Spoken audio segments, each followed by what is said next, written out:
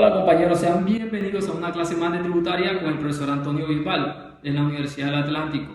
Hoy le hablaremos referente al tema del impuesto del carbón. Mi equipo de trabajo está conformado por Juan Díaz, Juan Guardo, Armando Escorcia, Daniela Charris y mi persona, William de León. Abarcaremos un tema como lo que es el decreto, las diferentes tarifas, definición, entre otros. Sin más preámbulo, vamos a ello. Impuesto al carbono. Como parte de sus estrategias para cumplir con sus compromisos climáticos, el gobierno de Colombia desarrolló un impuesto al carbono sujeto al uso de combustibles fósiles. Este impuesto consiste en el pago de una tarifa relacionada con el contenido de carbono, que es un elemento químico de los combustibles y que se libera en forma de gases efecto invernadero a la atmósfera cuando se hace la combustión de estos enérgicos. El impuesto al carbono busca desincentivar el uso de combustibles fósiles, los cuales generan emisiones de gases de efecto invernadero al quemarse. Cabe mencionar que en el inventario de emisiones de Colombia publicado en el BUR, las emisiones asociadas al combustible fósil representan cerca del 34.7% del total de emisiones del país. El impuesto nacional al carbono fue creado por el artículo 221 de la ley de 1919 de 2006, que constituye una herramienta regulatoria para alcanzar las metas planteadas en la contribución nacional determinada de Colombia. La entidad responsable de la recaudación de este impuesto es la Dirección de Impuestos y Aduanas Nacionales de Colombia, DIAN, que depende del Ministerio de Hacienda y Crédito Público. Sin embargo, el desarrollo de la no causación del impuesto fue encargado al Ministerio de Ambiente y Desarrollo Sostenible. Buenas noches, profesor, compañeros.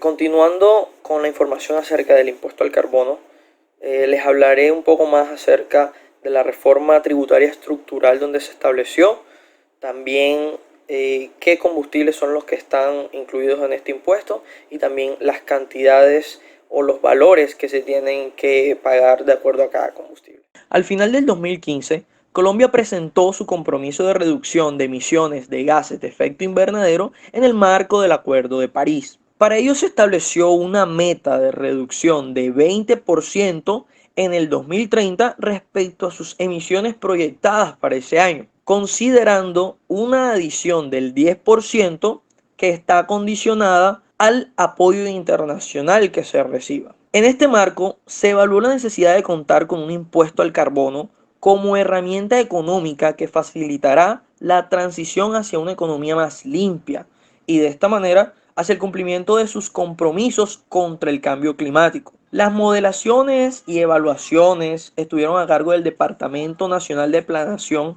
y estimaron preliminarmente que un precio de $50 por tonelada de dióxido de carbono emitido generaría una reducción aproximadamente de más del 50% del total de las emisiones del 2050 frente a un escenario base.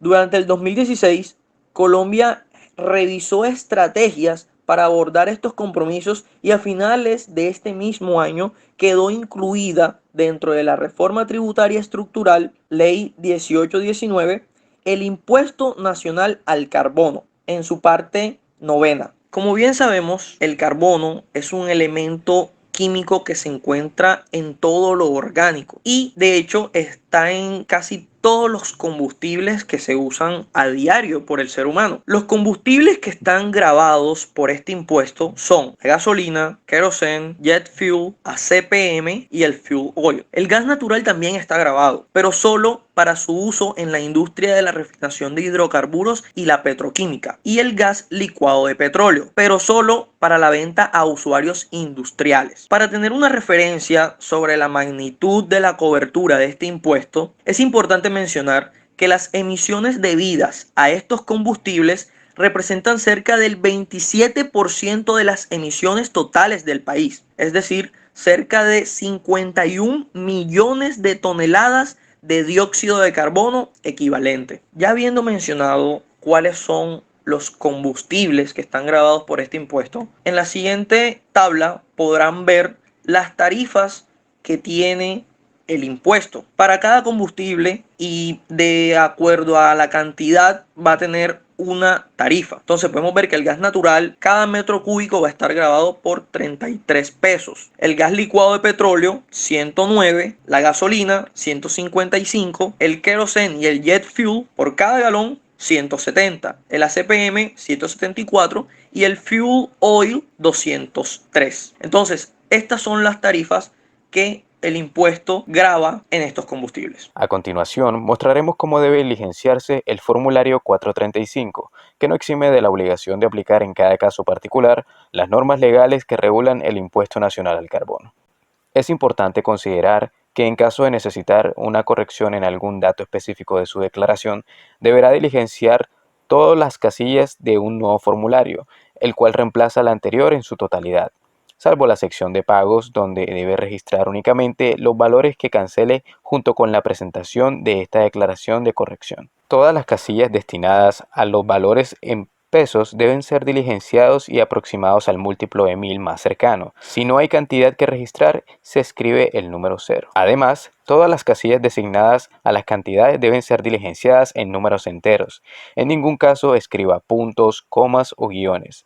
Si no hay cantidad a registrar, escriba 0. Una vez tenido en cuenta estos detalles, se procede a diligenciar debidamente el formulario 435. La casilla número 1 corresponde al año en el cual se genera la obligación a declarar. La casilla número 3 corresponde al bimestre que se va a declarar. 01 para enero y febrero, 02 para marzo y abril, y así sucesivamente. La casilla número 4 corresponde a un número asignado por la DIAN. A continuación aparecen los datos del declarante. Estos deben ser los mismos que aparecen en la hoja principal del RUT. En la casilla 5 deberá aparecer el NID. En la 6, el dígito de verificación. De la casilla 7 a la 10, deberá diligenciarse el nombre completo del declarante tal y como aparece en el documento de identidad. Si es persona jurídica o sociedad de hecho, deberá escribir la razón social completa en la casilla 11, tal y como aparece en la casilla del RUT.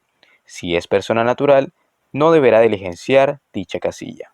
Si desea hacer una corrección a un formulario anterior, deberá escribir el código en la casilla 24 de esta manera. 1. Si es una corrección a la declaración privada. 2. Si es una corrección de acuerdo con la Ley 962 de 2005. 3. Si es corrección luego de un acto administrativo. Y 4. Si es un proyecto de corrección de acuerdo con el artículo 589 del Estatuto Tributario. En la casilla 25 deberá escribir el número de la casilla 4 que está en el formulario anterior. De la casilla 26 a la 31 escribirá las unidades de combustible fósil producidos en el territorio nacional en el periodo declarado. En las casillas que van desde la 32 a la 37 deberá escribir las cantidades de los mismos combustibles pero que hayan sido importados. En las casillas que van desde la 38 a la 43, registre la suma de las dos casillas ubicadas en la misma fila. Los combustibles fósiles no grabados se diligenciarán del mismo modo que los anteriores en las casillas 44 a la 50 para producción nacional y en la casilla 51 y 52 los de importación. De la misma manera, se diligenciarán los pagos por excesos en periodos anteriores, es decir, aquellos que inicialmente fueron facturados a la tarifa específica durante los periodos anteriores al declarado, desde la casilla 53 hasta la 62. En la casilla 63 se deberá escribir el total del impuesto generado correspondiente a la suma de las casillas 38 a la 43. En la casilla 64 deberá ir la sumatoria de las casillas 59 a la 62, que serán aquellos valores pagados en exceso de periodos anteriores. Si este valor es mayor al impuesto generado, deberá solicitar solo los valores hasta igualar los de la casilla 63 y la diferencia solicitarla en la declaración de periodos siguientes. De haber sanciones en la presentación de la declaración, deberá registrar el valor en la casilla 65 y no podrá ser menor a 10 VT. La casilla 66 será la diferencia entre la casilla 63 menos la 64 y a este valor se le sumará la casilla 65. Si usted firma como representante de persona natural o jurídica, deberá colocar el NID que la DIAN le generó para este efecto en la casilla número 67 y en la casilla número 68 el dígito de verificación del mismo. La casilla 980 será para el pago total, el cual no es diligenciable para declarantes virtuales. Para realizar el pago de los valores a cargo del declarante, deberá diligenciar un recibo oficial de pagos de impuestos nacionales 490. Por último, la casilla 997 se usará para el sello de quien recauda y los demás espacios para ser diligenciados por los representantes, revisores fiscales o contadores según sea el caso. ¿Desde cuándo se paga el impuesto nacional al carbono y quién es el responsable de pagarlo? El impuesto nacional al carbono se paga desde el 1 de enero de 2017. El distribuidor mayorista del combustible lo paga el productor o importador del combustible, que se convierte a su vez en el recaudador del impuesto, y el resto de la cadena, es decir, todos los usuarios de los combustibles gravados, lo pagan según los acuerdos comerciales establecidos en la cadena de distribución de combustible. ¿Cuándo se genera el impuesto? El impuesto se causa en cualquiera de estos tres momentos asociados a la cadena de distribución de los combustibles fósiles. 1. Cuando se vende en el territorio nacional.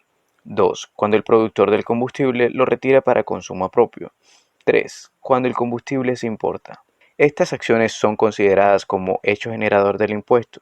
El impuesto se causa una única vez respecto del hecho generador que ocurra primero. Es decir, que una vez que ocurra una venta, retiro o importación, lo primero que suceda conduce a la causación del impuesto, es decir, a su cobro. Pero, ¿quiénes son los involucrados en el impuesto? La normativa considera tres niveles de actores involucrados. El responsable del impuesto. Se considera al productor o importador como el agente recaudador del impuesto, ya que es él quien lo aplica al momento de realizarse la venta, importación o retiro para su propio consumo. El sujeto pasivo. Se considera el distribuidor mayorista quien es el responsable de pagar el impuesto al productor o importador de combustible. Usuario o consumidor final. Este último actor no paga directamente el impuesto, sin embargo sí recibe una parte de la carga, ya que el sobrecosto pagado por el sujeto pasivo se traslada hacia los usuarios a través de un ajuste de precios por parte de los distribuidores. Debido a la naturaleza insustituible del combustible, el traslado del sobrecosto suele trasladarse en su totalidad al usuario o consumidor final. Muy buena la intervención que ha hecho nuestro compañero. Y ahora bien, vamos a hablar acerca de la destinación del recaudo del impuesto al carbono. Pero primero vamos a hablar acerca de qué es el recaudo de impuestos. Es un servicio que se ofrece a entidades gubernamentales y a los contribuyentes, tanto a personas jurídicas como naturales, para que realicen de forma ágil y segura el recaudo y pago de los impuestos a nivel nacional, departamental, municipal y distrital. Ahora bien, según el artículo 223 de la Ley 1819 del 2016 de la normativa colombiana, el recaudo de este impuesto está destinado a: primero, proyectos como el manejo de la erosión costera, la reducción de la deforestación y su monitoreo. También la conservación de fuentes hídricas, la conservación de ecosistemas estratégicos, especialmente los páramos, acciones en cambio climático y su respectivo monitoreo, reporte y verificación, así como el pago por servicios ambientales. Segundo, el fortalecimiento del Sistema Nacional de Áreas Protegidas y otras estrategias de conservación, a través de la creación y ampliación de áreas protegidas, manejo efectivo y gobernanza en los diferentes ámbitos de gestión, la conservación de los bosques de la región de la Amazonía. Tercero, la implementación del acuerdo final para la terminación del conflicto armado y la construcción de una paz estable y duradera con criterios de sostenibilidad ambiental. Hola, les habla Juan José Díaz. A continuación les daré una explicación acerca de esta imagen que podemos observar en esta presentación acerca del decreto 926 de 2017. Como lo mencionábamos anteriormente, es un decreto reglamentario de la Ley de Reforma Tributaria. Vemos que se aprobó una Ley de Reforma Tributaria Estructural en la que se incluyó por primera vez en la historia de nuestro país el impuesto al carbono. La explicación de esta imagen es la siguiente. Listo. A mano derecha observamos al usuario o al consumidor final, quien puede buscar las reducciones o remoción de emisión del GEI, en este caso las siglas GEI, gases de efecto invernadero, a través de proyectos por dentro o por fuera de su organización. Estas reducciones pueden ser a través de créditos ante el sujeto pasivo, que vemos acá a mano derecha de la imagen, para que éste a su vez pueda presentarlo ante el responsable del impuesto y solicitar la no causación del impuesto. Esto lo vamos a ver ahora en la próxima diapositiva más detallado. Por otro lado, nuevamente, volvámonos al lado derecho inferior, se observa las iniciativas de reducción de emisión o remoción de emisión del GEI, de gases de efecto invernadero, quienes están sujetas a un ciclo de proyectos de 3 pasos, ¿sí? Este es para la no causación. Primero, formulación e implementación a través de metodologías conocidas. Segundo, verificación a través de organismos acreditados. Y tercero, programas de certificación o estándares de carbono. Bueno, de esta manera los proyectos presentados para buscar o certificar ser carbono neutro deben cumplir, digamos, una serie de características. Esto lo estipuló el Ministerio de Hacienda y Crédito Público en el año 2017. Y estas características son las siguientes, voy a mencionárselas. Primero, se debe proceder de una iniciativa de mitigación de GEI desarrollada en el territorio nacional. También provenir de iniciativas de mitigación de GEI formuladas e implementadas a través de programas de certificación o estándares de carbono. Otra característica, haber sido generadas a partir de la implementación de, primero, metodologías del mecanismo de desarrollo limpio o metodologías elaboradas para los programas de certificación o estándar de carbono como segunda medida. Tenemos también no provenir de actividades que se desarrollen por mandato de una autoridad ambiental para compensar el impacto producido por la obra o la actividad de una autorización ambiental. Se necesita estar previamente cancelada dentro del programa de certificación con el fin de evitar la doble contabilidad y estar registrada en el Registro Nacional de Reducción de las Emisiones de Gases de Efecto Invernadero.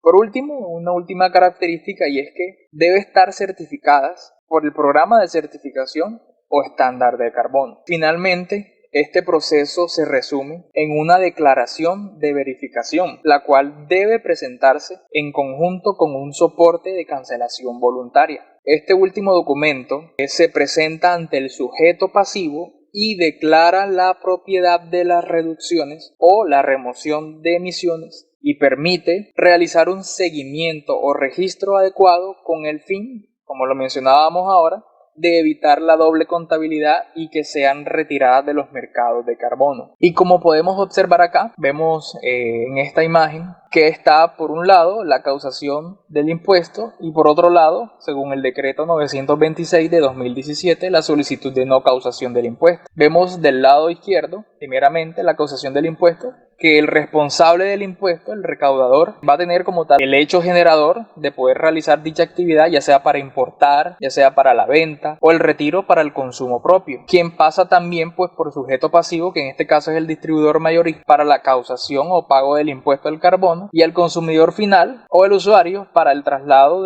por medio pues ya sea de cualquier medio de transporte de la vía, y obviamente tener muy en cuenta el precio.